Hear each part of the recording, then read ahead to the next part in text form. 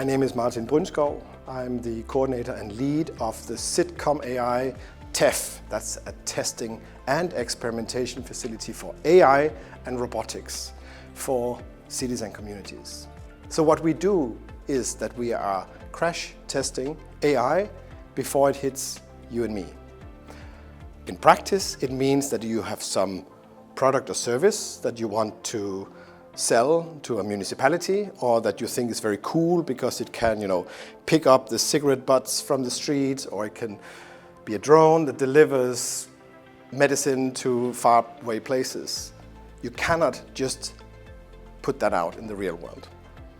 So we are testing the algorithms, we are guiding the companies and their investors, we are advising the policymakers so they don't put in regulation which is too harsh or too lenient. So you can call it like we're trying to find these Goldilocks position for the AI. So it's helpful for us and it doesn't trip over us or push us over.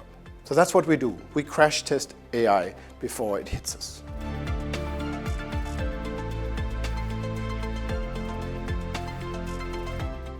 Everyone is really excited about what AI can do, and probably also scared about some of the things it can do. So that's a global discussion. There's a security, national security, global security discussion that clearly gives the out frame of the discussion. What we are doing is that we are proving things before they are let loose in reality. So we are the link between the in theory, so whether it's legislation or it's standards or it's other kinds of maybe inventions, which may look very good on paper or in the lab, but we try them out so that we know that they're not going to do harm when they come out. That also goes for policies. And we feed back to the ones that put them out and their investors and the policymakers. Now, one thing that's very difficult is to actually be practical on a very large scale, because it might be that you can say, oh, I don't want that in that particular situation. I don't want a certain algorithm to profile me.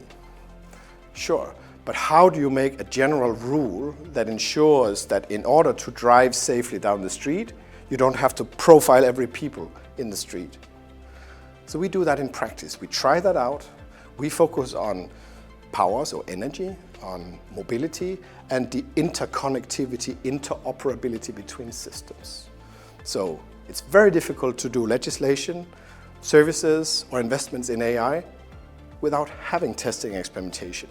And we provide that as a permanent capacity at the European level, but open also for global business.